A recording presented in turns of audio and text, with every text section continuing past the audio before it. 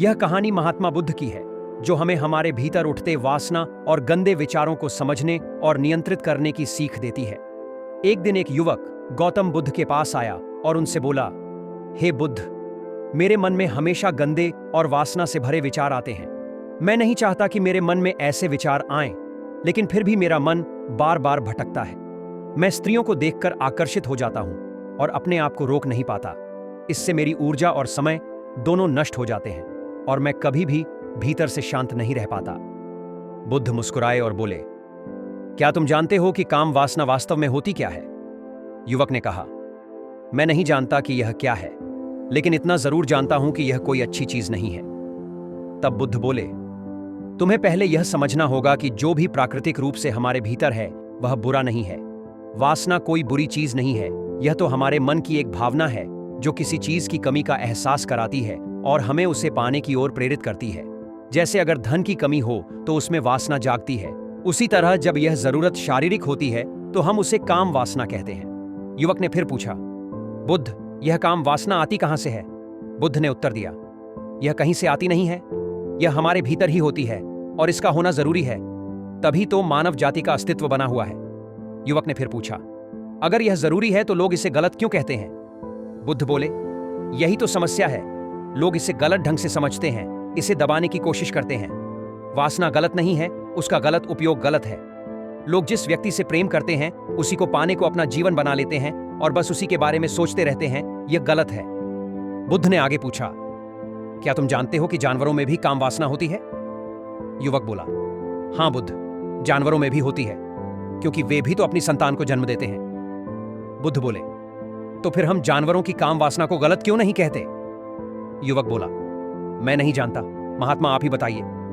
बुद्ध बोले, जानवर काम वासना का उपयोग केवल संतान उत्पत्ति के लिए करते हैं। उन्हें यह ज्ञान नहीं होता कि इस भाव का प्रयोग सुख के लिए करें, लेकिन इंसान अपनी समझ के कारण हर चीज को सुख का साधन बना लेता है। मनुष्य ने काम वासना को आनंद का स्रोत बना लिया है, जबकि प्रकृति ने इसे वंश वृद्धि के लिए दिया था।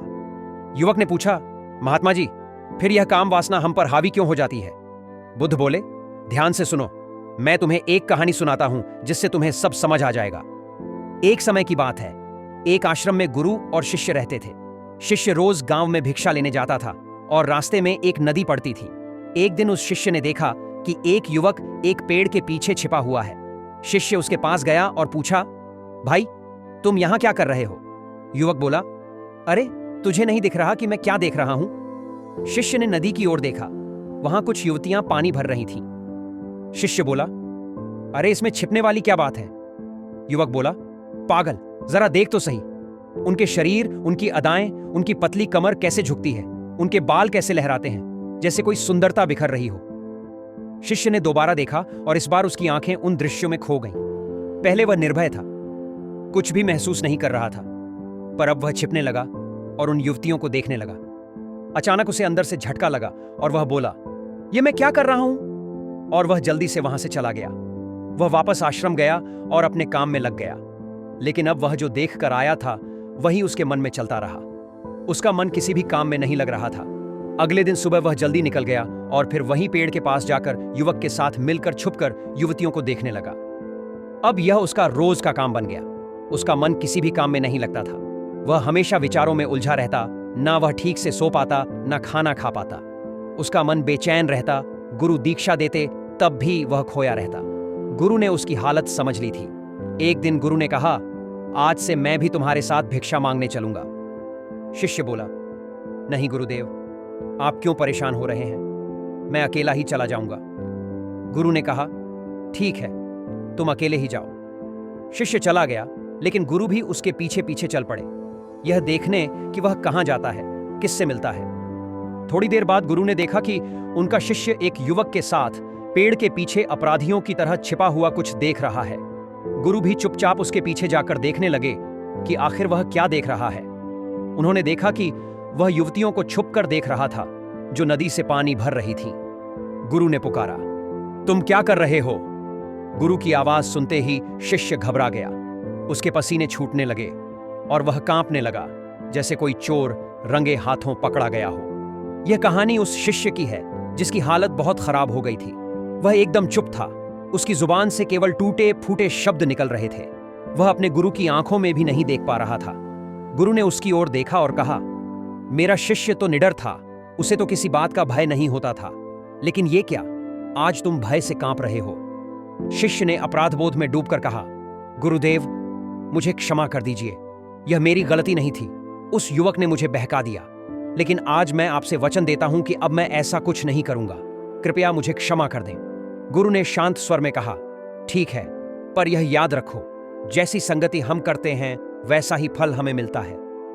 गुरु ने आगे कहा, संगति का असर गहरा होता है। जिनके साथ हम रहते हैं उनके विचार हमारे मन में प्रवेश कर जाते हैं, इसलिए सदैव सत्संगति करो ताकि तुम में अच्छे विचार आ सकें। इसके बाद गुरु और शिष्य आश्रम लौट आए। शिष्य ने उसी रास्ते को त्याग दिया और दूसरे मार्ग से आश्रम जाने लगा। उसने अपने कार्यों पर ध्यान देना शुरू किया, लेकिन धीरे धीरे उसके भीतर क्रोध भरने लगा। वह चिड़चिड़ा हो गया और बेचैनी से भरने लगा। अब उसकी दिनचर्या बिगड़ चुकी थी। वह समय पर भोजन नहीं करता और बहुत कम खाता था। एक रात गुरु उसके पास आए और बोले, अब तक तुम कितनी बार अपने वादे से पलटे हो। यह सुनकर शिष्य गुरु के चरणों में गिर गया और फूट फूट कर रोने लगा। उसने कहा, गुरुदेव, मैं कई बार वादा करता हूं, फिर भूल जाता हूं। मेरा मन मेरे वश में नहीं है। मैं बहुत कोशिश करता हूं कि गंदे विचारों को बाहर निकालूं, पर वे बार बार लौट आते हैं। गुरु ने शिष्य से कहा, आओ मेरे साथ चलो। वे उसे आश्रम के बगीचे में ले गए और बोले, देखो, यह जो नाली है, इससे नदी का पानी इन पौधों तक आता है। यह पानी लगातार बहता रहता है। क्या तुम इस बहाव को रोक सकते हो? शिष्य ने कहा, हाँ गुरुदेव, मैं इसे रोक सकता हूं। उसने कुछ मिट्टी उठाकर नाली में डाल दी।